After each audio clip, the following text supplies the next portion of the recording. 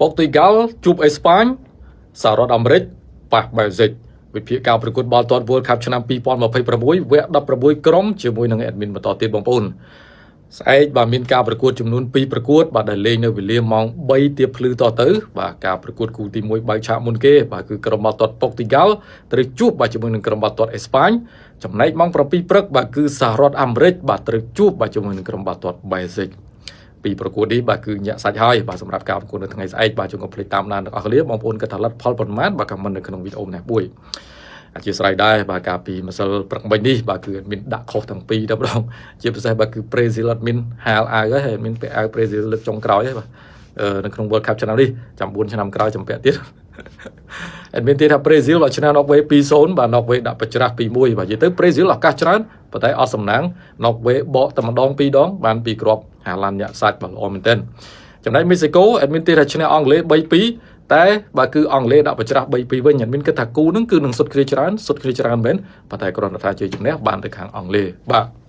អញ្ចឹងយើងបកមិនកាន់ការប្រកួតបាទនៅក្នុងព្រឹកស្អែកនេះបន្តទៀតបាទគឺផ្ដើមដំបូងប៉ុកទីកាល់បាទជាមួយនឹងអេស្ប៉ាញគូប្រកួតទាំងពីរនេះបាទគឺសុទ្ធសឹងតែធ្វើបានល្អដូចគ្នាបាទសម្រាប់ការប្រកួតកន្លងមកបាទគឺប៉ុកទីកាល់បាទឈ្នះតឹងបន្តិចបាទទៅលើក្រូអាតបាទខណៈដែលអេស្ប៉ាញបាទឡើងមកនេះក៏មិនពិបាកដែរប៉ុន្តែប្រវត្តិជួបគ្នារបស់ក្រុមទាំងពីរបាទគឺភាគច្រើនស្មើបាទហើយក៏មានឈ្នះចាញ់ដែរប៉ុន្តែប៉ុកទីកាល់បាទជួបជាមួយនឹងអេស្ប៉ាញក្នុងវគ្គ knock-out stage វគ្គខ្វែងបាទនៅ World Cup ដូចជាឆ្នាំ2010 2014នេះបាទគឺធ្លាក់បាទរបស់អេស្ប៉ាញ 1-0 បាទវគ្គ16ក្រុមអញ្ចឹងគឺអេស្ប៉ាញធ្លាប់មានប្រវត្តិបាទទម្លាក់ប៉ូទុយហ្គាល់ដែរយោងមើលលើសមាជិកកីឡាករបច្ចុប្បន្នអេស្ប៉ាញបាទសម្បូរកីឡាករក្មេងៗបាទល្អលឿនមែនទែនបាទខណៈដែលប៉ូទុយហ្គាល់បាទគឺយើងទទួលស្គាល់លើខ្សែការពារ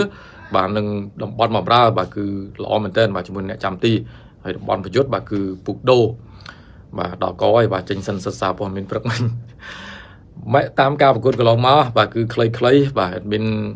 បាទអង្គុយមើលបាទការប្រកួតរបស់ក្រុមទាំងពីរគឺនឹងមានគ្រាប់បាទសុទ្ធទៅវិញទៅមកបាទហើយមានគិតថាក្រុមទាំងពីរនេះបាទគឺមិនមែនតាមបេះដូងណាបាទបេះដូងខ្លះដែរប៉ុកទុយហ្គាល់បាទគឺនឹងអាចឡើងទៅវគ្គបន្តបងប្អូនបាទគាត់ថាមួយរយៈចុងក្រោយនេះជាពិសេស UEFA Nation League គឺប៉ុកទុយហ្គាល់លេងអត់ចាញ់អេស្ប៉ាញទេបាទ2ស្មើពេលនឹងទីឈ្នះហើយក៏លើកពាន UEFA Nation League ចាមានគិតថាប៉ុកទុយហ្គាល់បាទនឹងបន្តឈ្នះលើអេស្ប៉ាញបាទហើយឡើងទៅវគ្គ8ក្រុមដែលលទ្ធផល2-1បាទប៉ុកទុយហ្គាល់ឈ្នះ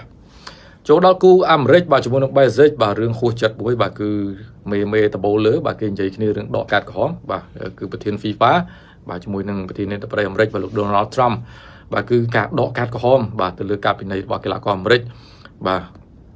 ការពីវគ្គ32នឹងអញ្ចឹងគឺធ្វើឲ្យវាថា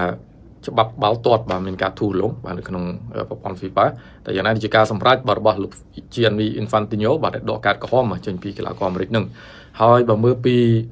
រឿងរ៉ាវជារួមបាទគឺដូចជាមិនសូវសមរម្យសោះបាទរឿងកាតក្រហមនេះបាទឥឡូវយើងទុកមកឡែកយើងមកមើលពីជើងលេងវិញ